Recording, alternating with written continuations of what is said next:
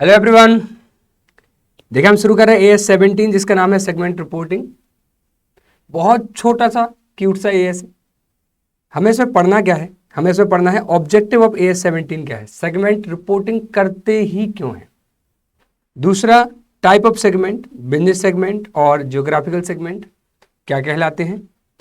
Definition of above segment हम पढ़ेंगे। Reportable segment हम किसे बोलते हैं, हम किन सेगमेंट को अलग से रिपोर्टिंग करेंगे। ठीक है, जो 10% वाला क्राइटेरिया वो हम देखेंगे, और प्राइमरी सेगमेंट और सेकेंडरी सेगमेंट क्या होते हैं उन पर हम बात करेंगे। तो सबसे पहले सेगमेंट्स को हम, सेगमेंट का मतलब क्या है, तो जैसे कि सपोज करें हम ITC कंपनी की बात करें तो बिजनेस सेगमेंट में क्या हो जाएगा, वो सिगरेट्स में डील करते हैं, आटा में डील करते हैं, अगरबत्ती भी बनाते हैं। ठीक है, आशीर्वाद आटा आपने देखा होगा, सिगरेट्स देखें। वेलकम ग्रुप होटल है उनका, नोटबुक्स क्लासमेट्स की बुक्स में भी डील करते हैं, तो स्टेशनरी में भी डील करते हैं। तो ये अलग अलग प्रोडक्ट में डील करते हैं। जिन प्रोडक्ट की रिस्क एंड रिवॉर्ड अलग अलग होती है उनको हम बिजनेस सेगमेंट बोलते हैं। और जियोग्राफिकल सेगमेंट ये होता है कि एक ऐसा एरिया जिसकी economic conditions, economic risk and rewards दूसरे एरिया के रिस्क एंड रिवॉर्ड की अपेक्षा अलग अलग हैं। जैसे कि मान लो एक इंदौर में शॉप है, सेंट्रल इंडिया में जयपुर में शॉप है, ठीक है, या फिर नॉर्थ इंडिया में शॉप है, साउथ इंडिया में शॉप है, ईस्ट में है, वेस्ट में है, या फिर इंडिया में शॉप है और USA में शॉप है। ठीक है, आउटलेट है। तो ये क्या हो जाएंगे, उनकी जियोग्राफिकल सेगमेंट हो जाएंगे। तो पहले मैं वही समझा दूं आपको। बिजनेस सेगमेंट मीन्स क्या होता है, business segment is a distinguishable component of an enterprise. ऐसा कंपोनेंट जिसको हम अलग कर सकें। engage in providing individual product or services or group of related product or services। individual goods या सर्विसेज प्रोवाइड करते हैं वो, या ग्रुप ऑफ गुड्स और सर्विस, स्टेशनरी एक group of services, group of goods हो गया। ठीक है, and which is subject to risk and return that are different from those of other business segment. और जिसका रिस्क एंड रिटर्न, स्टेशनरी का risk and return cigarette के risk and return से, customer base risk and return दोनों क्या है, अलग अलग है। ठीक है, ऐसे केसेस में हम उनको बोलेंगे बिजनेस सेगमेंट अलग अलग है। एक एग्जाम में क्वेश्चन पूछा गया बैटरीज के संबंध में कि आप क्या करते हैं, आप गाड़ियों की बैटरी भी रखते हैं, ठीक है, कार की, बाइक्स की, और आप इन्वर्टर की बैटरी भी रखते हैं। क्या ये एक ही बिजनेस सेगमेंट है या एक अलग अलग बिजनेस सेगमेंट है? तो देखो, गाड़ी की बैटरी का कस्टमर बेस अलग है और इन्वर्टर्स की बैटरी जो घर में यूज होते हैं उनका कस्टमर बेस अलग है। दोनों की रिस्क एंड रिवॉर्ड अलग है। गाड़ी की बैटरी कितने साल चलेगी डिपेंड करता है रोड की कंडीशंस पर। ठीक है, गाड़ी का यूजेस कैसे है। ठीक है, जबकि घर पर जो इन्वर्टर में बैटरी लगी है वो डिपेंड करता है कि इलेक्ट्रिसिटी सप्लाई उस एरिया में कितनी है, कितने घंटे तक लाइट रहती है, कितने घंटे तक लाइट नहीं रहती है। तो कस्टमर बेस अलग है, रिस्क एंड रिटर्न अलग है। ठीक है, हो सकता है कि ऐसा कुछ चेंजेस आए कि ऑटोमोबाइल्स में बैटरी का यूज बढ़ जाए, जैसे कि अभी बढ़ रहा है, इलेक्ट्रिक व्हीकल आ रही हैं, लेकिन इससे इन्वर्टर्स में लगने वाली बैटरीज का यूज तो बढ़ना नहीं होगा। तो यहाँ क्या हो रहा है, कस्टमर बेस अलग अलग है, यहाँ रिस्क अलग है, रिवॉर्ड्स अलग है। इसे क्या कहलाएंगे, डिफरेंट सेगमेंट कहलाएंगे, बिजनेस सेगमेंट कहलाएंगे। जियोग्राफिकल सेगमेंट का मतलब क्या होता है, जियोग्राफिकल सेगमेंट का मतलब होता है distinguishable component of an enterprise engage in product और service with in a particular economic environment. ऐसे economic environment that is subject to risk and return which are different from those of segment operating in other economic environment. अलग economic environment में risk and return अलग है, इस economic environment risk and return अलग है, जिसको हम geographical segments बोलेंगे। ठीक है, अब हमें सेगमेंट को अलग अलग क्यों करना पड़ता है। ठीक है, हम कई तरीके प्रोडक्ट में डील करते हैं, सिगरेट्स में, आटा में, अगरबत्ती में, ठीक है, यानी कि जो हाउस होल्ड गुड्स है, होटल सर्विसेज में या स्टेशनरी में। तो हम सेगमेंट को अलग अलग इसलिए रिपोर्ट करते हैं ताकि हमें पता चले हमें किस सेगमेंट में फायदा हो रहा है, किस सेगमेंट में लॉस हो रहा है, किस सेगमेंट पे ज़्यादा ध्यान देना चाहिए, किस पे ध्यान देने की जरूरत नहीं है, अच्छा चल रहा है, किसको हमें और प्रमोट करना चाहिए जिसमें हमें प्रॉफिट ज़्यादा हो रहा है, किस पे हमें कंट्रोल करना चाहिए। ऐसे सेगमेंट कौन से हैं जो लॉसेस में चल रहे हैं, हमें उनको क्या कर देना चाहिए, बंद कर देना चाहिए। तो अगर आप कंबाइंड P&L बनाओगे जिसमें सारी चीज़ों का प्रॉफिट लॉस दिखाई देगा, तो आप कैसे डिसाइड करोगे कौन सा सेगमेंट प्रॉफिटेबल है, कौन सा नहीं है, किसको चलने दे, किसको बंद कर दे। इसलिए आप क्या करते हो, अलग अलग सिगरेट का अलग से क्या करो, P&L बताओ, आटा का अलग से, मतलब सॉरी स्टेशनरी का अलग से बताओ, होटल्स का अलग से बताओ, ताकि हम ये देख पाए कि आइडेंटिफाई कर पाए कि कौन सा सेगमेंट अच्छा परफॉर्म कर रहा है, कौन सा बेकार परफॉर्म कर रहा है, किसको कंट्रोल करने की जरूरत है, किसको प्रमोट करने की जरूरत है, किसको बंद करने की जरूरत है। So better understanding of performance को हम प्रॉपर समझ पाए कि ओवरऑल पीएनएल देखोगे तो हमें लगा अच्छा चल रही है कंपनी, बढ़िया प्रॉफिट कमा रही है, लेकिन आप सेगमेंट बाय सेगमेंट देखें ना कौन अच्छा कर रहा है कौन अच्छा नहीं कर रहा है। Better assessment of risk and return of enterprise, making informed judgement, ताकि आप डिसीजन सही चले। ऐसा नहीं कि प्रॉफिट अच्छा आ रहा है बढ़िया खुश हो जाओ, नहीं, देखो जरा, हो सकता है किसी सेगमेंट से प्रॉफिट लॉसेस आ रहे हो, किसी से ज्यादा प्रॉफिट आ रहा है, ओवरऑल आपको प्रॉफिट तो आ रहा है लेकिन थोड़ा डिटेल में जाने की जरूरत है। तो क्या सर हम हर सेगमेंट के लिए अलग अलग पीएनएल बना देंगे, अलग अलग बैलेंस शीट बना देंगे? नहीं कर सकते ऐसा। तो जो हमारे बड़े बड़े सेगमेंट है जिनको हम क्या बोलते हैं रिपोर्टेबल सेगमेंट है, उनके लिए हम क्या करेंगे सेपरेट रिपोर्टिंग हमें करनी पड़ेगी। कौन से कहलाते हैं रिपोर्टेबल सेगमेंट? ऐसे सेगमेंट जिनके एसेट्स पूरी कंपनी के सारे एसेट के 10% है उससे ज्यादा। तो अगर कंपनी के 1000 करोड़ रुपए के एसेट्स हैं और किसी पर्टिकुलर सेगमेंट के 100 करोड़ से ज्यादा के एसेट्स हैं या 100 करोड़ एसेट हैं तो वो रिपोर्टेबल सेगमेंट कहलाएगा। किसी के 10 करोड़ 5 करोड़ है तो वो रिपोर्टेबल सेगमेंट नहीं कहलाएगा। दूसरा, या फिर एसेट्स कम हैं किसी सेगमेंट के लेकिन टोटल सेल्स जो है कंपनी की उस पर्टिकुलर कंपोनेंट की, पर्टिकुलर जो कंपोनेंट है आपका सेगमेंट है उसकी जो रेवेन्यू है सेल है वो कंपनी की पूरी सेल के 10% है उससे ज्यादा है तो भी हम मानेंगे कि वो रिपोर्टेबल सेगमेंट है, वो बड़ा सेगमेंट है। यानी ऐसा सेगमेंट जिसके एसेट्स पूरी कंपनी के एसेट के 10% है उससे ज्यादा है, या ऐसा सेगमेंट जिसकी सेल्स पूरी कंपनी के सेल्स के 10% है उससे ज्यादा है, वो क्या कहलाएंगे रिपोर्टेबल सेगमेंट कहलाएंगे। और लगा है मतलब कोई भी कंडीशन पूरी हो जाए रिपोर्टेबल सेगमेंट बन जाएगा। और तीसरा, जो उसके रिजल्ट हैं प्रॉफिट एंड लॉस वो कंपनी के कंबाइंड रिजल्ट के 10% है उससे ज्यादा है, लेकिन इसमें थोड़ा सा ट्विस्ट है। इसमें क्या है ट्विस्ट, क्या है कि सपोज करो यह देखना, if segment result whether profit और लॉस इज 10% और more of combined result of all segment in profit और combined result of all segment in losses in absolute terms. मतलब सपोज करें एक कंपनी है जिसके सेगमेंट है A, segment B, C, D और ई, और इसमें प्रॉफिट है 20 लाख का, इसमें 30 लाख का, इसमें 40 लाख का लॉस है, इसमें 20 लाख का लॉस है, इसमें 5 लाख का प्रॉफिट है। तो इन्होंने बोला है कि आप प्रॉफिट का टोटल अलग कर दो। तो प्रॉफिट का टोटल अलग कितना आ रहा है 20 लाख, 30 लाख और 5 लाख, कितना 55 लाख। लॉस का टोटल अलग कर दो, कितना आ रहा है 40 लाख और 20 लाख, कितना 60 लाख। अब ऐसे सारे सेगमेंट इन दोनों में से विच एवर इज हायर, क्या है हायर 60 लाख। भले ही 60 लाख का क्या है आपको लॉस है, लेकिन ऐसे सारे सेगमेंट जिनका प्रॉफिट 6 लाख या उससे ज्यादा हो, मतलब इसके 10% से ज्यादा हो, 6 लाख या उससे ज्यादा हो, चाहे प्रॉफिट ज्यादा हो 6 लाख से या लॉस 6 लाख या उससे ज्यादा हो, ऐसे सेगमेंट क्या कहलाएंगे रिपोर्टेबल सेगमेंट कहलाएंगे। यानी प्रॉफिट का टोटल लगाओ, लॉस का टोटल लगाओ, जिसका टोटल ज्यादा है उस टोटल के, फिर चाहे वो लॉस का टोटल हो या प्रॉफिट का टोटल हो, उसके 10% से ज्यादा। अगर आपका लॉस का टोटल भी 60 लाख आया है तो उसके 10% मतलब 6 लाख या उससे ज्यादा प्रॉफिट हो तो भी रिपोर्टेबल, 6 लाख या उससे ज्यादा लॉस हो तो भी आप रिपोर्टेबल सेगमेंट बन जाओगे। तो इन तीन में से कोई भी कंडीशन पूरी कर दो, ऐसे 10% से ज्यादा होना चाहिए, सेल्स 10% से ज्यादा हो, या फिर आपका जो प्रॉफिट है, ठीक है, या जो लॉस है वो क्या हो रहा है प्रॉफिट्स के टोटल और लॉस के टोटल में से जिसका टोटल ज्यादा है उसके 10% ज्यादा है, तो आपका सेगमेंट क्या बन जाएगा, ये पर्टिकुलर सेगमेंट क्या बन जाएगा रिपोर्टेबल सेगमेंट बन जाएगा। ठीक है, तो हम ऐसे रिपोर्टेबल सेगमेंट छांटते हैं। और जब भी हम क्या कर रहे हैं एसेट्स ले रहे हैं, जहां हम बोला ना कि एसेट्स टोटल एसेट्स का 10% से ज्यादा एसेट होनी चाहिए, एसेट लेते समय हम total asset and segment asset shall not include income tax asset, DTA उनके अंदर हम इंक्लूड नहीं करेंगे। ठीक है, तो अगर हमें टोटल एसेट में डिफर्ड टैक्स एसेट है तो उसको बाहर कर देंगे और सेगमेंट के एसेट से भी बाहर कर देंगे, फिर टोटल एसेट का 10% निकालेंगे कि सेगमेंट के एसेट हैं या नहीं है। ये बात आपको ध्यान रखनी है। दूसरी बात, अगर आपके जो रिपोर्टेबल सेगमेंट हैं जिनके आप सेपरेट रिपोर्टिंग कर रहे हैं, मान लो आपके 10 सेगमेंट में से 3 ही सेगमेंट है जो रिपोर्टेबल सेगमेंट बन रहे हैं और उनकी टोटल सेल आपकी पूरी कंपनी की सेल के 30% तक ही कवर कर पा रही है, तो फिर A17 बोलता है कि आपको और भी सेगमेंट को रिपोर्टेबल मानना पड़ेगा, भले ही वो 10% वाला क्राइटेरिया पूरा ना कर रहे हो। तो क्या बोला है, if total external revenue attributable to reportable segment is less than 75% of total enterprise revenue.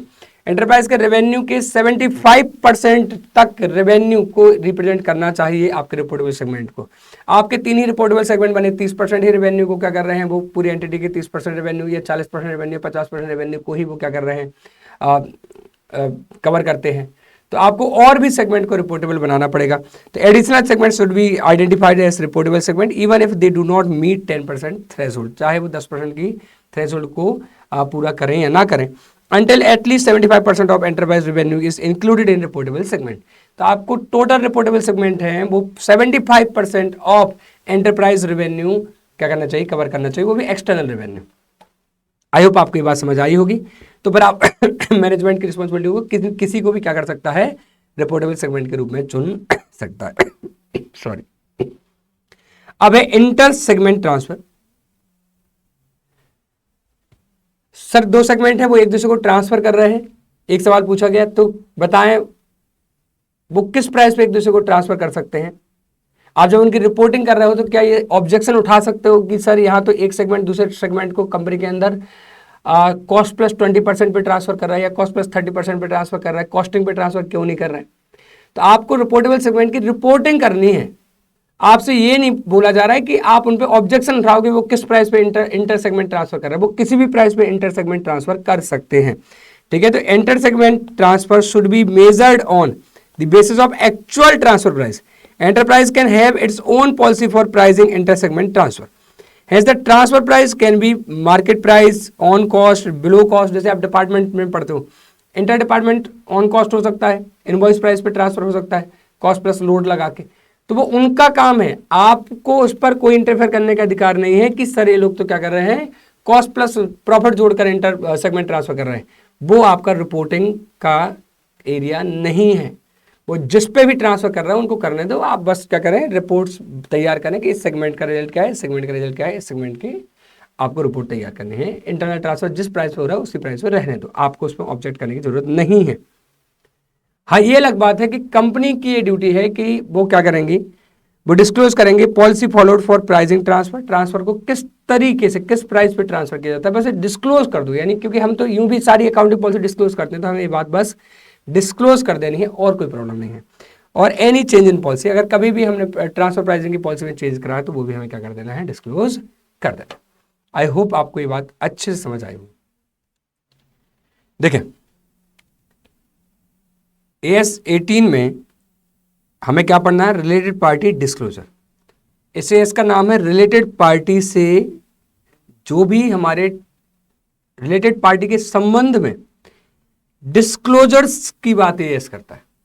तो हमें 2 बातें यहां समझनी होती हैं कि रिलेटेड पार्टी है कौन, किसको हम रिलेटेड मानेंगे, और what are related party disclosure. और चलो हम रिलेटेड मानेंगे, मान लो की मैनेजर पर्सन हमारा रिलेटेड है तो उसके साथ डिस्क्लोज क्या करना है हमें। ठीक है, तो रिलेटेड पार्टी का मीनिंग क्या होता है, एक जनरल मीनिंग है, बाकी हमारे सिलेबस में related party relationship which are covered under AS 18।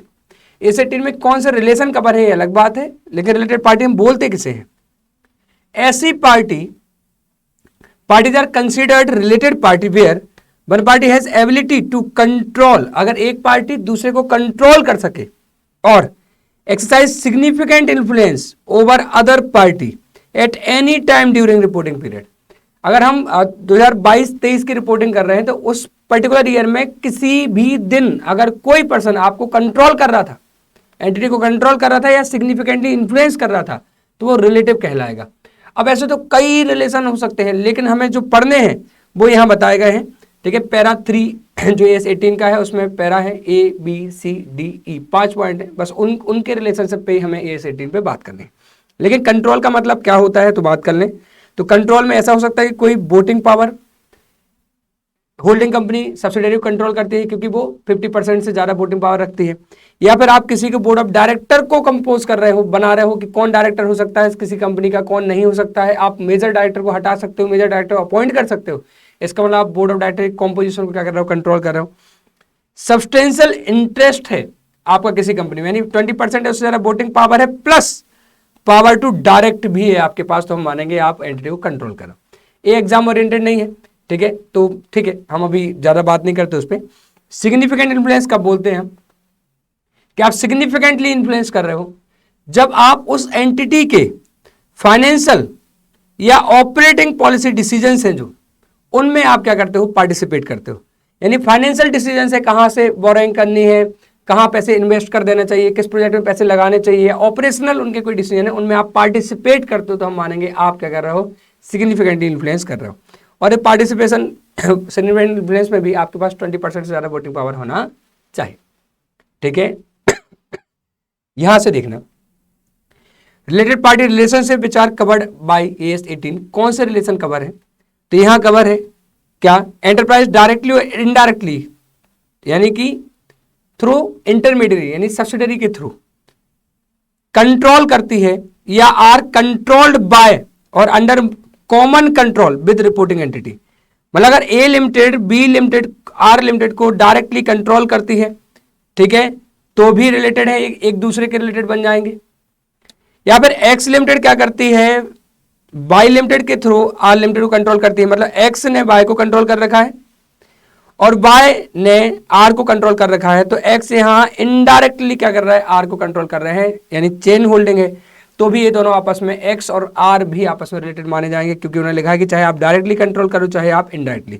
तो एक्स की सब्सिडरी है बाय, बाय की सब्सिडरी है आर, तो एक्स अल्टीमेट होल्डिंग हो जाएगी आर की, और ये दोनों आपस में रिलेटेड माने जाएंगे। तीसरा इनडायरेक्ट कंट्रोल करने का तरीका क्या हो सकता है, पी लिमिटेड कंट्रोल करती है क्यू को, और पी लिमिटेड के पास आर के भी 40% शेयर है, लेकिन कंट्रोल तो नहीं कर पा रहे हो। लेकिन क्यू लिमिटेड के पास भी 30% वोटिंग पावर है आर लिमिटेड का। अब देखना, पी का कंट्रोल है क्यू के ऊपर, पी के पास 40% वोटिंग पावर है आर का, क्यू के पास 30% वोटिंग पावर है आर का, तो ओवरऑल पी के पास तो 40% वोटिंग पावर है ही, क्यू के थ्रू 30% वोटिंग पावर और आ जाता है, तो P control R indirectly through subsidiary 70% तक आपके पास क्या आ जाता है, कंट्रोल आ जाता है। तो उन्होंने बोला कि कंट्रोल होना चाहिए, डायरेक्ट हो या इनडायरेक्ट हो। प्लस उन्होंने लिखा कि जो कॉमन कंट्रोल में जो एंटिटीज होंगी वो भी आपस में रिलेटिव कहलाएंगी। इसका मतलब हो रहा है कि अगर एक होल्डिंग कंपनी है उसकी 2 सब्सिडरी कंपनी है, क्योंकि वो कॉमन कंट्रोल में है, तो दोनों सब्सिडरी भी आपस में क्या कहलाएंगी, रिलेटिव कहलाएंगे। ऐसे ही सब्सिडरी को हम क्या बोलते हैं, फेलो सब्सिडरी। क्या बोलते हैं, फेलो सब्सिडरी। ठीक है, सिस्टर कंसर्न भी बोलते हैं। दूसरा पैरा है पैरा 3B, वो क्या बोलता है, जो आपके एसोसिएट हैं या जो ज्वाइंट वेंचर हैं एंटिटी के, वो भी रिलेटेड कहलाएंगे। तो अगर कोई इन्वेस्टर आर एंटिटी में 20% या ज्यादा वोटिंग पावर खरीदता है, तो वो बंदा इन्वेस्टर कहलाता है, और आर लिमिटेड उसकी क्या हो जाएगी, एसोसिएट एंटिटी हो जाएगी। यानी कि एक एक्स कंपनी अगर बाय कंपनी में 20% से ज्यादा वोटिंग खरीदती है, 50% ज्यादा खरीदती है तो सब्सिडरी बन जाती है, 20% या उससे ज्यादा खरीदती है, ठीक है, तो क्या बन जाते हैं, 20% या उससे ज्यादा खरीदते हैं, तो वाई क्या बन जाएगी, एसोसिएट बन जाएगी किसकी, एक्स की। और अगर एक्स कहीं 50% से ज्यादा खरीद लेते हैं तो फिर जेड की, तो ये बन जाती है सब्सिडरी। तो होल्डिंग और सब्सिडरी भी रिलेटेड होते हैं, और एसोसिएट्स भी क्या होते हैं, रिलेटेड पार्टी माने जाते हैं। तो बाय मानी जाएगी एसोसिएट और एक्स माना जाएगा इन्वेस्टर, इन्वेस्टर और एसोसिएट क्या माने जाएंगे, आपस में रिलेटेड पार्टी माने जाएंगे। दूसरा लिखा है कि ज्वाइंट वेंचर्स, ठीक है, associate and joint venture of reporting entity. Reporting entity का कोई ज्वाइंट वेंचर है, जैसे मारुति और सुजुकी, क्या Maruti and Suzuki joint venture है, तो मारुति का ज्वाइंट वेंचर है मारुति सुजुकी, तो मारुति और मारुति सुजुकी रिलेटेड माने जाएंगे, सुजुकी और मारुति सुजुकी रिलेटेड माने जाएंगे। तो ये है वेंचरर, ठीक है, ये है ज्वाइंट वेंचर। तो मारुति के लिए मारुति सुजुकी जो ज्वाइंट वेंचर है वो रिलेटेड पार्टी है, और मारुति सुजुकी के लिए जो मारुति है वो रिलेटेड पार्टी है। ठीक है, तो जो ज्वाइंट वेंचरर है और जो ज्वाइंट वेंचर है वो आपस में रिलेटेड पार्टी माने जाते हैं। ठीक है, तीसरा इंडिविजुअल्स हु हैव कंट्रोल और significant influence and relatives of such individual. तो ऐसा इंडिविजुअल यानी मिस्टर कार्तिक है जिसका कंट्रोल है किसी आर लिमिटेड के ऊपर, तो ये दोनों आपस में रिलेटेड माने जाएंगे, आर लिमिटेड और इंडिविजुअल। ठीक है, क्योंकि वो कंट्रोल कर रहा है आर लिमिटेड को, या फिर उसका सिग्निफिकेंट इन्फ्लुएंस है अगर किसी एंटिटी के ऊपर, ऐसे इंडिविजुअल का जिसका सिग्निफिकेंट इन्फ्लुएंस है किसी एंटिटी के ऊपर, तो भी वो इंडिविजुअल उस एंटिटी के लिए क्या माना जाएगा, रिलेटेड पर्सन माना जाएगा। ठीक है, तो अगर आप किसी कंपनी के 20% से ज्यादा शेयर, 20% या उससे ज्यादा वोटिंग पावर होल्ड करते हो, तो आप उस कंपनी के रिलेटेड पार्टी माने जाओगे, और आपके सारे रिश्तेदार भी रिलेटेड माने जाएंगे उस पर्टिकुलर एंटिटी के लिए। तो उस एंटिटी के लिए आप भी रिलेटिव और आपके रिश्तेदार भी रिलेटिव, और रिश्तेदार में कौन, जीजा फूफा नहीं तो कौन, सगे परिवार वाले। इंडिविजुअल की मदर फादर, तो मतलब अपना घर ही सोच लो, मम्मी पापा, भाई बहन, आपके स्पाउस और बेटा बेटी। ठीक है, तो जो आपका रिलेटेड परिवार होता है, मदर फादर, ठीक है, स्पाउस, ब्रदर सिस्टर और डॉटर और सन, ये रिलेटेड माने जाएंगे। तो इंडिविजुअल और उसके रिलेटिव क्या होंगे, एंटिटी के रिलेटिव माने जाएंगे अगर इंडिविजुअल कंट्रोल करता है एंटिटी को या फिर सब्सटेंशियल इन्फ्लुएंस करता है। की मैनेजर पर्सन और देयर रिलेटिव्स, की मैनेजर पर्सन वो होते हैं जो who have authority of planning, directing and controlling the operation of reporting entity. ठीक है, तो जैसे कि मैनेजिंग डायरेक्टर, जैसे कि होल टाइम डायरेक्टर हो सकता है, ठीक है, सीईओ हो सकता है, सीएफओ हो सकता है। नॉर्मली कोई पार्ट टाइम डायरेक्टर है या डायरेक्टर है तो वो की मैनेजरियल पर्सन नहीं कहलाता, वो की मैनेजर पर्सन नहीं कहलाता जब तक कि उसको प्लानिंग, डायरेक्टिंग एंड कंट्रोल के पावर ना हो। वो प्लानिंग भी करता है, वो डायरेक्शन भी देता है, वो कंट्रोल भी करता है। ठीक है, यानी कि मैनेजिंग डायरेक्टर टाइप के लोग यहां चाहिए, ठीक है, सीईओ टाइप के लोग यहां चाहिए, वो की मैनेजरियल पर्सन माने जाएंगे एएस 18 के लिए। हम कंपनीज एक्ट की बात नहीं कर रहे, हम एएस 18 की बात कर रहे हैं। तो मैनेजिंग डायरेक्टर, सीईओ के जो रिलेटिव्स हैं, यानी वही मम्मी पापा, भाई बहन, स्पाउस और जो बेटा बेटी हैं, वो भी क्या माने जाएंगे, कंपनी के लिए रिलेटेड पार्टी ही माने जाएंगे। तो मैनेजिंग डायरेक्टर या सीईओ है कंपनी के, तो कंपनी के लिए क्या कहलाएंगे, क्या कहलाएंगे, रिलेटिव कहलाएंगे, नॉर्मल डायरेक्टर नहीं। ठीक है, ऐसा कहीं नहीं लिखा। अब लिखा है entities where person specified in para C and para D has significant influence. मतलब ये हुआ कि अब अगर की मैनेजरल पर्सन है, अगर कोई रिपोर्टिंग एंटिटी का की मैनेजर पर्सन है, मैनेजिंग डायरेक्टर है, तो वो रिपोर्टिंग एंटिटी का तो रिलेटिव हो ही गया। अब उसका की मैनेजर पर्सन का जहां भी सिग्निफिकेंट इन्फ्लुएंस होगा, जैसे मान लो कोई बी लिमिटेड में, हमारे मैनेजिंग डायरेक्टर का बी लिमिटेड में क्या है, सिग्निफिकेंट इन्फ्लुएंस है, तो मैनेजिंग डायरेक्टर की तो वो रिश्तेदार हो ही गई बी लिमिटेड। हम बात कर रहे हैं कि हमारी एंटिटी के लिए मैनेजिंग डायरेक्टर भी रिश्तेदार है और वो दूसरी एंटिटी भी हमारे लिए क्या बन जाएगी, रिलेटेड पार्टी मानी जाएगी, जिसमें हमारे मैनेजिंग डायरेक्टर का की मैनेजर पर्सन का क्या होगा, सिग्निफिकेंट इन्फ्लुएंस होगा। ऐसे भी अगर कोई इंडिविजुअल हमारे लिए रिलेटिव है तो उसका जहां जहां भी सिग्निफिकेंट इन्फ्लुएंस है, वो एंटिटीज भी हमारे लिए क्या बन जाएंगी, रिलेटेड पार्टीज बन जाएंगी। ये था रिलेटेड पार्टी का 5वां पॉइंट। अब लिखा हुआ है exception, these will not be treated age related party, ये रिलेटेड पार्टी नहीं माने जाएंगे। जैसे कि प्रोवाइडर ऑफ फाइनेंस, बैंक ने आपको लोन दिया है तो वो भी आपको सिग्निफिकेंटली इन्फ्लुएंस करता है डिसीजंस लेने में कि भाई पैसे कहाँ लगा सकते, कहाँ नहीं लगा सकते, मीटिंग में मैं भी आऊँगा, ठीक है, मैं भी सुनूंगा आप लोग करते क्या हो वहाँ पर, तो वो आपको सिग्निफिकेंटली इन्फ्लुएंस कर रहा है, ठीक है, या कंट्रोल कर रहा है, लेकिन तब भी वो रिलेटेड माना जाएगा। ट्रेड यूनियन है, वो भी कंट्रोल करता है एंटिटीज को, ठीक है, कि हम वर्कर नहीं भेजेंगे अगर आप प्रॉपर पेमेंट नहीं करोगे, वेजेस नहीं बढ़ाओगे या आप उनको वर्किंग कंडीशन अच्छी नहीं दोगे, तो वो भी कंट्रोल करता है, लेकिन वो रिलेटेड पार्टी नहीं माना जाएगा। गवर्नमेंट डिपार्टमेंट्स, जैसे इलेक्ट्रिसिटी डिपार्टमेंट है या कोई गवर्नमेंट की एजेंसीज है, ठीक है, तो जीएसटी डिपार्टमेंट भी आपको कहीं ना कहीं इन्फ्लुएंस करता है, जीएसटी की रेट्स बढ़ा देगा तो हो सकता है कि आप उस प्रोडक्ट में डील करना ही क्या कर दो, बंद कर दो। आरडीसी देना बंद कर दे तो हो सकता है आप प्रोडक्ट में डील करना बंद कर दो। इलेक्ट्रिसिटी डिपार्टमेंट अगर इलेक्ट्रिसिटी सप्लाई करना बंद कर दे तो भी आपकी एंटिटी क्या हो जाए, धरी की धरी रह जाए, तो वो भी आपको कंट्रोल करता है, इन्फ्लुएंस करता है, लेकिन वो रिलेटेड पार्टी नहीं कहलाएंगे। ठीक है, अगर आपका एकमात्र कस्टमर है, आप सारा क्या करते हो, कच्चा जो भी आप आपकी फिनिश गुड्स है वो आप किसी कंपनी को, मान लो आप स्टील बनाते हो और आप टाटा कंपनी को क्या करते हो, टाटा स्टील को सप्लाई करते हो, वही आपके एकमात्र कस्टमर है, तो वो तो आपको इन्फ्लुएंस कर देंगे। ठीक है, क्योंकि आपका सामान उनके अलावा कोई और नहीं खरीदता है, आप जिस एरिया में आपका सामान पर्टिकुलर एक पर्सन के अलावा कोई और खरीदता ही नहीं है, तो वो आपको सिग्निफिकेंटली इन्फ्लुएंस कर सकता है।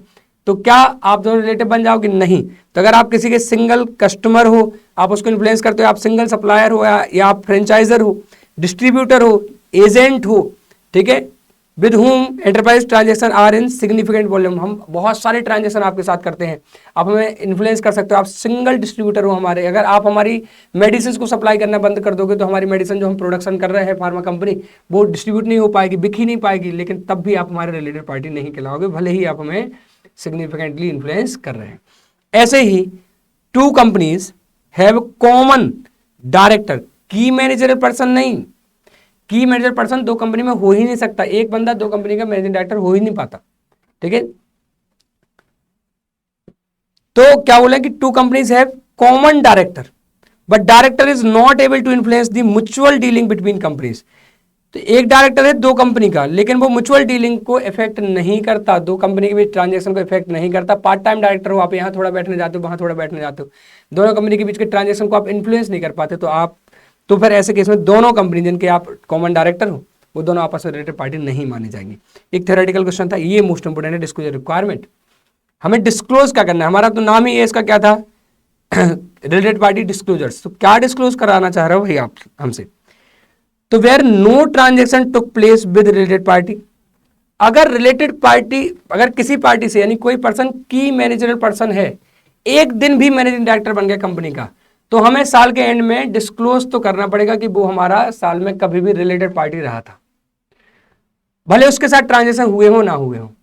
और जब वो रिलेशनशिप में था, अगर उस समय जब वो रिलेशनशिप में था, जब वो रिलेटेड पार्टी था, उस समय अगर कोई ट्रांजेक्शन हुआ है, तो हमें फिर बहुत सारे डिस्क्लोजर देने पड़ते हैं, हमें ट्रांजेक्शन का डिस्क्लोजर भी देना पड़ता है। तो देखना, where no transaction took place with related party, तो क्या डिस्क्लोज करो, नेम ऑफ रिलेटेड पार्टी, उस रिलेटेड पार्टी का नाम क्या है, नेचर ऑफ रिलेशनशिप, आपका उससे रिलेशन क्या है। तो हमने कहा कि राकेश जी हैं, ठीक है, या मुकेश जी हैं, और वो हमारी कंपनी के क्या हैं, की मैनेजर पर्सन है, हमारा उनसे कोई ट्रांजेक्शन नहीं हुआ है, लेकिन उनका नाम मुकेश है, ठीक है, शायद अंबानी लिखते हैं एंड में, और वो की मैनेजर पर्सन है हमारी कंपनी के। तो where no transaction took place with related party, transaction कुछ नहीं हुआ उनके साथ, उनका नाम और उनके साथ आपका क्या रिलेशन है वो बता दो। कि ये कंपनी जो हमारी होल्डिंग कंपनी है, ठीक है, और उसका नाम है एच लिमिटेड, ठीक है, वो हमारी होल्डिंग कंपनी है, इतना बता दो। लेकिन आपका अगर क्या हुआ है, if transaction took place with related party during the existence of relationship, जब वो मैनेजिंग डायरेक्टर था, या जब वो होल्डिंग कंपनी थी, या जब वो सब्सिडियरी कंपनी थी, उसी ड्यूरेशन में जब तक वो थे, तब अगर कोई ट्रांजेक्शन हुआ है तो ट्रांजेक्शन का भी डिस्क्लोजर देना है। मान लो कोई फर्स्ट क्वार्टर में की मैनेजर पर्सन था, आपका सेकंड क्वार्टर में उसके साथ ट्रांजेक्शन हुआ, फर्स्ट क्वार्टर में हुआ ही नहीं, तो आपको ट्रांजेक्शन की रिपोर्टिंग करना नहीं है, ठीक है। कब करना है, जिस पीरियड में रिलेशन था उसी पीरियड में ट्रांजेक्शन हुआ है, तो हमें देखना है कहीं इन्फ्लुएंस तो नहीं है ट्रांजेक्शन। तो हमें क्या क्या बताना पड़ेगा, तो हमें नेम ऑफ रिलेटेड पार्टी जो यहाँ बताया, और नेचर ऑफ रिलेशनशिप बताना पड़ेगा, प्लस 5 पॉइंट और, मतलब ओवरऑल 7 पॉइंट बताने पड़ेंगे। क्या ट्रांजेक्शन हुआ, नेचर ऑफ ट्रांजेक्शन बताओ, कितना क्वांटिटी का ट्रांजेक्शन, वॉल्यूम ऑफ ट्रांजेक्शन बताओ, other element relating to the transaction, transaction में और कोई बात बतानी है तो वो बताओ, जैसे कि normal selling price per transaction हुआ, या नॉर्मल सेलिंग प्राइस से 10% कम पर हुआ, क्यों, क्योंकि हमें बाकी किसी को बेच रहे हैं तो एडवर्टीजमेंट करना पड़ता है, तो हमारे थे तो हमें एडवर्टीजमेंट का खर्च नहीं लगा, तो हमने इनको 10% डिस्काउंट दे दिया। तो जो भी आपने किया है वो आप अदर एलिमेंट भी बताओ कि नॉर्मल सेलिंग प्राइस पे हुआ है, या 10% डिस्काउंट पे हुआ है, या कैसे हुआ है। Closing outstanding balance and provision for doubtful debt, क्या उनके साथ कुछ पैसा लेना बाकी रह गया है, और रह गया तो क्या उसके डूबने की संभावना है, आपने कोई प्रोविजन बनाया है क्या, मतलब आप डायरेक्ट आपने मैनेजिंग डायरेक्टर को सामान बेचते हो प्लस बताते हो कि प्रोविजन फॉर डाउटफुल डेट है, मतलब डूब भी सकता है, मैनेजिंग डायरेक्टर पैसा खा के जा रहा है, ठीक है, तो उसका कोई प्रोविजन बनाया क्या आपने, क्या कोई बेड डेड हो गया है रिलेटेड पार्टी के ट्रांजेक्शन के साथ, अमाउंट रिटर्न ऑफ, या फिर कभी बेड डेड की रिकवरी हुई है वो बताओ। तो nature of transaction, volume of transaction, other element अगर कोई जरूरी है तो वो बताओ, ठीक है, क्लोजिंग बैलेंस कितना है, उसमें प्रोविजन कितना बनाया वो बताओ, कोई अमाउंट राइट ऑफ किया है या राइट बैक किया है तो वो बताओ। इतनी बातें बताओ, लेकिन कब बताओ, ठीक है, ये ध्यान रखना। देखो ईयर 1 है, ईयर 2 है, ईयर 3 है, ईयर 4 है, रिलेशनशिप एग्जिस्ट, पहले साल रिलेशन में थे वो, लेकिन कोई ट्रांजेक्शन नहीं हुआ, तो आप केवल उनका नाम बताओ और रिलेशनशिप बताओ। दूसरे साल वो रिलेशन में भी थे और ट्रांजेक्शन भी हुए हैं, जिस पर्टिकुलर टाइम पर रिलेशन में थे उसी पर्टिकुलर टाइम पर, ईयर में नहीं, पर्टिकुलर टाइम पर ट्रांजेक्शन हुए हैं। तो disclose all 7 point, name, relationship, ठीक है, nature of transaction, volume of transaction, other element, closing balance and provision, और अमाउंट राइट ऑफ और रिटर्न बैक। अब रिलेशनशिप में नहीं है लेकिन ट्रांजेक्शन हो रहा है उनके साथ, तो रिलेशनशिप में नहीं है तो आपको कुछ भी डिस्क्लोज करने की जरूरत नहीं है, ठीक है। तो disclosure not required for transaction in entered after related party relationship ceased. आगे देखें, रिलेशनशिप या related party need to be identified at year end even if there was relationship for single day, एक दिन के लिए भी रिलेशनशिप था तो नाम और नेचर ऑफ रिलेशनशिप तो बताना पड़ेगा, बस हमारा ट्रांजेक्शन हुआ नहीं उस दिन उनके साथ, तो हमें उसके संबंध में बचे हुए 5 पॉइंट डिस्क्लोज करने की जरूरत नहीं। Related party disclosure required even if the transaction is entered into eight normal selling price. आप बोल सकते हो कि सर हमने तो नॉर्मल सेलिंग प्राइस पर ही बेचा था तो क्या डिस्क्लोज करना, तो भी डिस्क्लोज करना, डिस्क्लोजर जरूरी है, ठीक है, चाहे ट्रांजेक्शन जब रिलेशनशिप में थे, चाहे वो ट्रांजेक्शन नॉर्मल सेलिंग प्राइस पर ही क्यों ना हुआ हो, डिस्क्लोजर तो आपको देना ही पड़ेगा। किस तरीके के रिलेटेड पार्टी ट्रांजेक्शन हो सकते हैं सर, सेल या परचेज ऑफ गुड्स हो सकती है, cell purchase of fix asset हो सकता है, ठीक है। डायरेक्टर ने कंपनी को लोन दिया हो, कंपनी ने डायरेक्टर को लोन दिया हो, ठीक है। सर्विस, डायरेक्टर ने कोई कंसल्टेंसी सर्विस दी हो सकता है। Loan given, loan taken, guarantee director ने कंपनी के बिहाफ से दी हो, कंपनी ने डायरेक्टर के बिहाफ से दी हो। नो हाउ गिवन या टेकन, हायर परचेज का कोई अरेंजमेंट हो सकता है, ऐसा कोई भी ट्रांजेक्शन हो सकता है। एग्जाम्पशन फ्रॉम डिस्क्लोजर, कुछ ट्रांजेक्शन हैं जो रिलेटेड पार्टी के साथ होते हैं तो भी डिस्क्लोज नहीं करना पड़ता है। तो if disclosure will contravene with confidentiality requirement under any law, अगर डिस्क्लोजर करने से कॉन्फिडेंशियलिटी रिक्वायरमेंट टूटती है तो आपको रिलेटेड पार्टी के साथ ट्रांजेक्शन को भी डिस्क्लोज करने की जरूरत नहीं है। जैसे कि कोई मिस्टर ए है, उन्होंने बैंक के, सपोज करो ICICI बैंक के 30% शेयर खरीद रखे हैं, तो वो तो कंपनी में के क्या हो गए हैं, इन्वेस्टर हो गए हैं, और कंपनी उनके लिए एसोसिएट हो गई है। या फिर ऐसे बोले तो वो सिग्निफिकेंटली इन्फ्लुएंस कर रहे हैं, ठीक है, क्योंकि उनके पास 20% से ज़्यादा वोटिंग पावर है एक इंडिविजुअल के पास, ठीक है। तो पैरा 3C में हमने पढ़ा था ये। तो ऐसे केस में क्या होगा, ऐसे केस में क्या होगा देखिए जरा,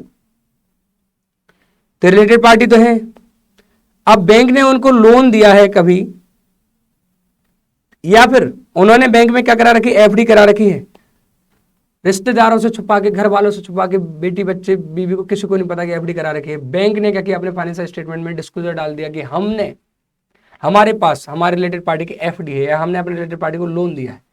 तो ये बात तो दुनिया भर को पता चल जाएगी।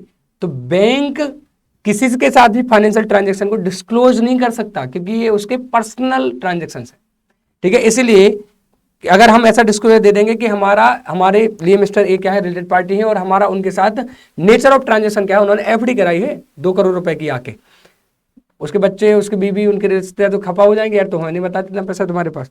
तो एक contravention of banking regulation act माना जाएगा, ये प्राइवेसी है, आप इसको डिस्क्लोज नहीं कर सकते तो नहीं कर सकते, ठीक है। आई होप आपको ये अच्छे समझ में आया।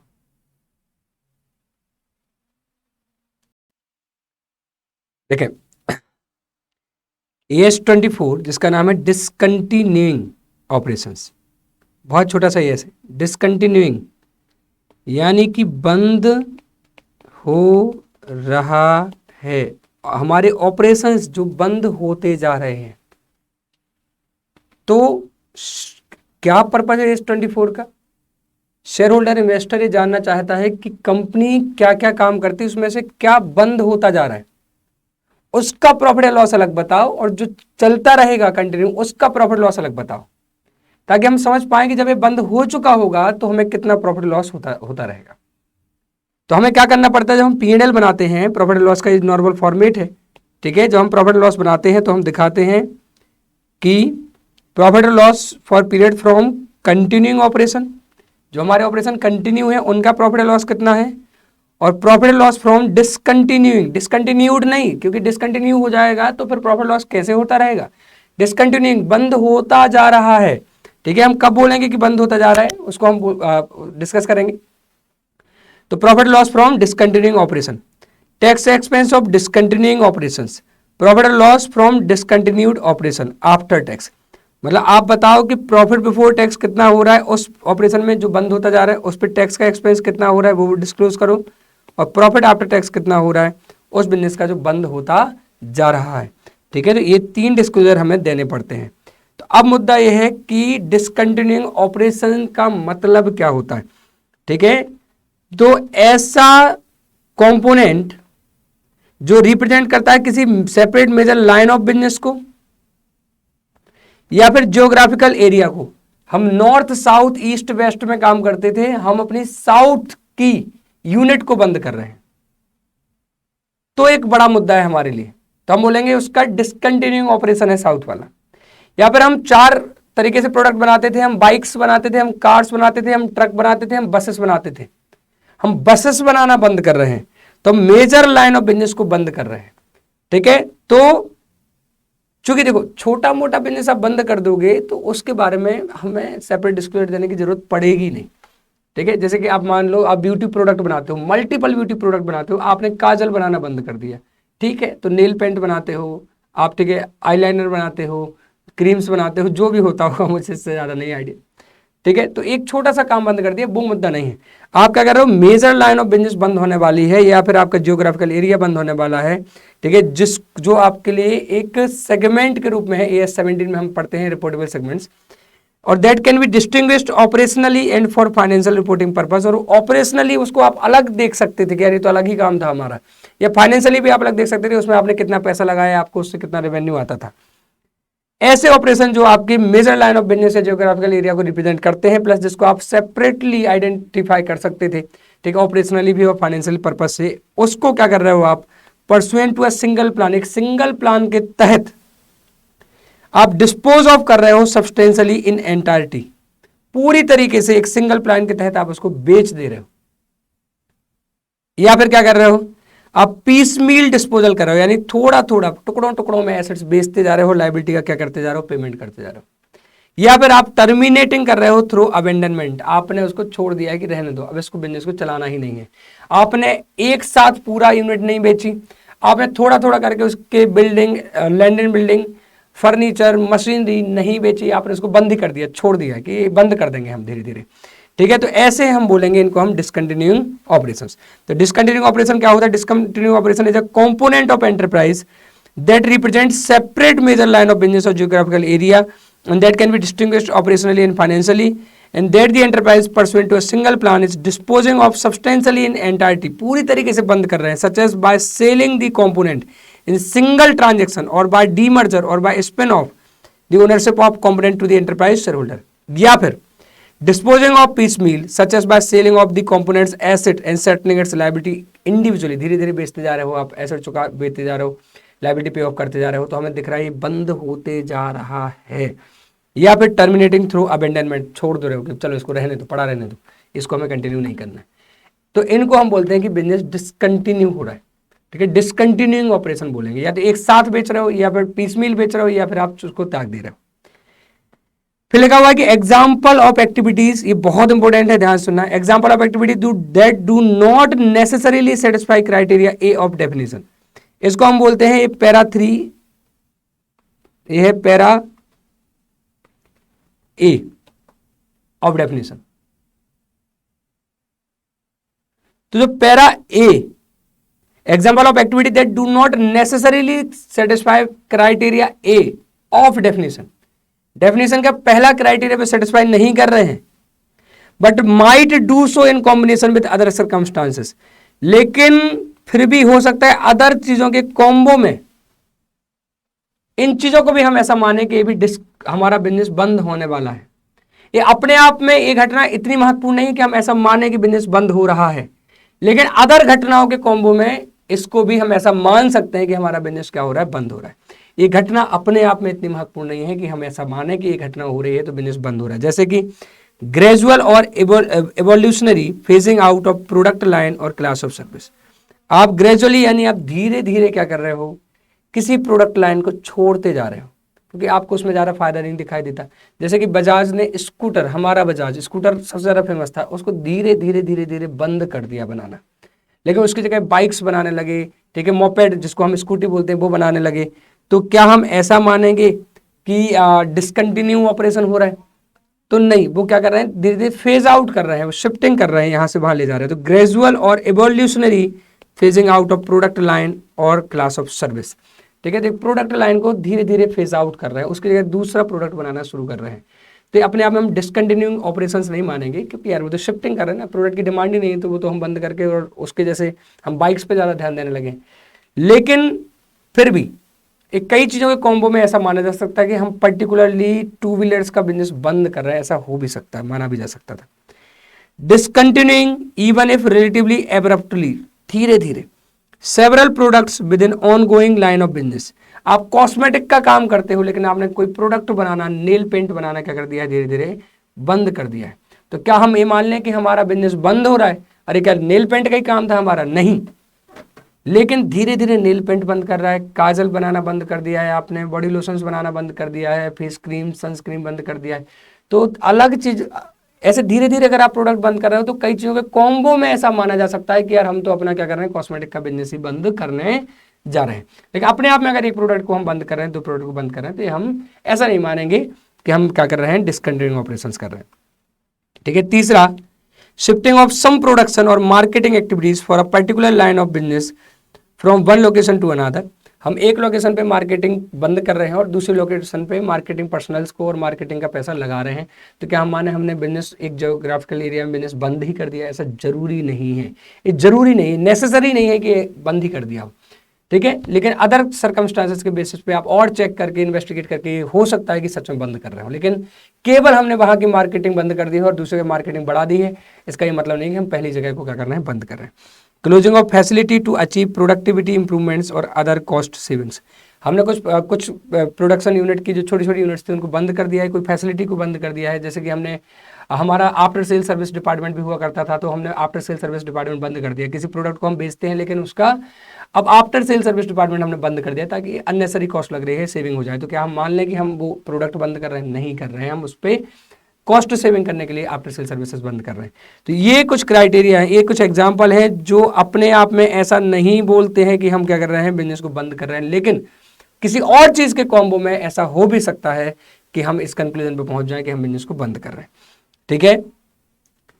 अब सर हम किस घटना हो जाने के बाद से हम कंटिन्यू ऑपरेशन का प्रॉफिट अलग दिखाने लगेंगे और डिसकंटिन्यू ऑपरेशन का प्रॉफिट अलग दिखाने लगेंगे? मतलब हम किस दिन मान लेंगे कि हाँ यार अब हमारा बिजनेस डिसकंटिन्यू होने जा रहा है और आज से हमें इसकी रिपोर्टिंग अलग से करना चाहिए। तो उसको हम बोलते हैं इनिशियल डिस्क्लोजर रिक्वायरमेंट, कि किस दिन से initial disclosure event. Initial disclosure event वो इवेंट जिसके बाद हमें डिस्क्लोजर क्या कर देना चाहिए, देना शुरू कर देना चाहिए। तो it is one of the following event which occurred earlier. इन दोनों घटनाओं में से जो भी जल्दी हो जाए, ठीक है, वो हम घटना मानेंगे कि वो इनिशियल डिस्क्लोजर इवेंट है, यानी वो घटना हमें आगाह कर रही है कि अब डिस्क्लोजर सेपरेट करना शुरू कर दो। क्या? Entity has entered into binding sale agreement to sell substantially all asset of discontinuing operation. एक ऑपरेशन के हम सारे एसेट बेचने के लिए बाइंडिंग सेल एग्रीमेंट कर चुके हैं किसी के साथ। अब और क्या ही देखना रह गया था, जब एग्रीमेंट ही हो चुका है सब कुछ बेचने का, तो इसका मतलब है कि बिजनेस बंद होने वाला है। या फिर अभी हमारा किसी से सेलिंग एग्रीमेंट हुआ नहीं है, लेकिन board of director has approved detailed formal plan for sale. लेकिन पूरा फॉर्मल डिटेल प्लान, इस एसेट को कितने बेचेंगे, इस एसेट को कितने बेचेंगे, इस एसेट को कितने बेचेंगे, ऑन पेपर लिख चुका है। डायरेक्टर्स को क्या कर चुके हैं, अप्रूव कर चुके हैं, प्लस अनाउंस कर चुके हैं इस प्लान को कि देखो हम इस तरीके से क्या करेंगे, अपनी यूनिट को बंद करेंगे। शेयर होल्डर को ये बात बता चुके हैं। अभी हमारा किसी से सेलिंग एग्रीमेंट हुआ नहीं है, लेकिन हमारा प्लान बन चुका है और उसको अप्रूव हो चुका है, प्लस अनाउंस हो चुका है। तो हम मानेंगे कि भाई आज ये बिजनेस हमारा बंद होने वाला है, उसको हम डिसकंटिन्यू ऑपरेशन मानना शुरू कर देंगे और उस दिन से डिस्क्लोजर करना, सेपरेट डिस्क्लोजर देना शुरू कर देंगे। वो कहलाएगा इनिशियल डिस्क्लोजर इवेंट। तो क्या कहलाएगा इनिशियल डिस्क्लोजर इवेंट, समझे? या तो आपने किसी से बाइंडिंग सेल एग्रीमेंट कर लिया है बेचने के लिए, ठीक है, या फिर आपका क्या हो गया है, डिटेल प्लान बन चुका है जो अप्रूव और अनाउंस हो चुका है। तो हम मानेंगे कि ये इनमें से जो भी अर्लियर हो जाए, whichever earlier will be treated as initial disclosure event, उस दिन से हमें डिस्क्लोजर देना क्या करना पड़ेगा, शुरू करना पड़ेगा। डिस्क्लोजर देने क्या पड़ते हैं, आखिरी बात है, ठीक है। तो presentation and disclosure as per AS 24, ठीक है। मैंने इन चीज़ों को कॉपी कर रखा है, ये मेरे थोड़ा सा शॉर्ट में लिखा हुआ है, अगर आप और डिटेल चाहो तो यहाँ रीड कर सकते हो। तो हमें इनिशियल डिस्क्लोजर्स देने क्या होते हैं, हमें डिस्क्लोजर देना होता है डिस्क्रिप्शन ऑफ डिसकंटिन्यूइंग ऑपरेशन। कौन सा वाला ऑपरेशन बंद होने वाला है, हमने कहा 2 व्हीलर वाला ऑपरेशन हमारा बंद होने वाला है, ठीक है। अच्छा, बिजनेस और geographical segment in which it is reported as per AS 17। AS 17 के हिसाब से कौन सा बिजनेस सेगमेंट था या जियोग्राफिकल सेगमेंट था, वो बता दो हमें जरा। Date and nature of initial disclosure event, किस दिन वो घटना हुई थी जिस दिन से हमें पता चल गया कि अब हमें सेपरेट डिस्क्लोजर दे देना चाहिए। मतलब या तो क्या होगा, बाइंडिंग सेल एग्रीमेंट, या फिर जो डिटेल फॉर्मल प्लान है वो अप्रूव प्लस अनाउंस हो गया था। तो किस दिन अनाउंस हो गया था या किस दिन सेल एग्रीमेंट हो गया था, तो वो इनिशियल डिस्क्लोजर इवेंट की डेट क्या है और कौन सा इवेंट हुआ है, बाइंडिंग सेल एग्रीमेंट हुआ है या अनाउंसमेंट कर दिया डायरेक्टर ने। डेट और period in which discontinuation is expected to complete, कब तक हमारा जो ये बिजनेस है, ये सेगमेंट है, पूरी तरीके से बंद हो जाएगा, वो बताओ। Carrying amount as the balance sheet date, ठीक है, as on the balance sheet date of total asset to be disposed of and total liability to be settled. जो भी हमें लायबिलिटी सेटल करनी है, जो भी हमारे एसेट्स हैं, उनका कैरिंग अमाउंट क्या है डिसकंटिन्यू ऑपरेशन का, हमें अलग से बताओ। इन डिसकंटिन्यू ऑपरेशन के एसेट्स कितने हैं, बुक वैल्यूज, और लायबिलिटीज की बुक वैल्यूज क्या है। जो डिसकंटिन्यूइंग है ऑपरेशन, मतलब अभी बंद हुआ नहीं, होने वाला है, उससे कितना रेवेन्यू आ रहा है, कितना एक्सपेंस आ रहा है, वो बताओ। ठीक है, उससे अलग से बताओ कि उसका रेवेन्यू, उसकी सेल्स कितनी है, उसके खर्चे कितने हैं, मतलब पूरा P&L अलग से बना दो, पूरी बैलेंस शीट अलग से बना दो, मतलब लायबिलिटीज की बुक वैल्यू बताओ उसको अलग से, यानी कंटिन्यूइंग ऑपरेशन की बैलेंस शीट अलग बनाओ, डिसकंटिन्यूइंग की बैलेंस शीट अलग बनाओ, डिसकंटिन्यूइंग का P&L अलग बनाओ, तो हमें रेवेन्यू अलग से बताओ, हमें एक्सपेंसेस अलग बताओ, हमें प्रॉफिट बिफोर टैक्स अलग से बताओ, हमें टैक्स एक्सपेंस अलग से बताओ, फिर हमें प्रॉफिट आफ्टर टैक्स कितना है वो बताओ, और हमें कैश फ्लो भी बताओ, ऑपरेटिंग एक्टिविटी, इन्वेस्टिंग एक्टिविटी और फाइनेंस एक्टिविटी से कितना आ रहा है डिसकंटिन्यूइंग ऑपरेशन से। तो ये हमें कुछ डिस्क्लोजर देने पड़ते हैं कि डिस्क्रिप्शन क्या है, कौन सा डिसकंटिन्यूइंग ऑपरेशन हो रहा है, ठीक है, इनिशियल और वो उसका जियोग्राफिकल या बिजनेस सेगमेंट क्या था, ठीक है, किस डेट पर इनिशियल डिस्क्लोजर इवेंट हुआ है, कब तक ये हमारा बिजनेस बंद हो जाएगा, बैलेंस शीट डेट पर उसका कैरिंग अमाउंट क्या है एसेट्स और लायबिलिटीज का, उससे हमें कितने रेवेन्यू और एक्सपेंसेस हो रहे हैं, कितना प्रॉफिट बिफोर टैक्स हो रहा है, कितना टैक्स हो रहा है, कितना प्रॉफिट आफ्टर टैक्स हो रहा है, ठीक है, और हमें बताओ उसके नेट कैश फ्लोज क्या है, ऑपरेटिंग एक्टिविटी, इन्वेस्टिंग और फाइनेंस एक्टिविटीज के। आई होप ये आपको अच्छे समझ में आए होंगे। अगर कोई भी डाउट रहती है तो प्लीज़ कमेंट करके बताएं। And thank you so much for your time. Have a very good day. Bye bye.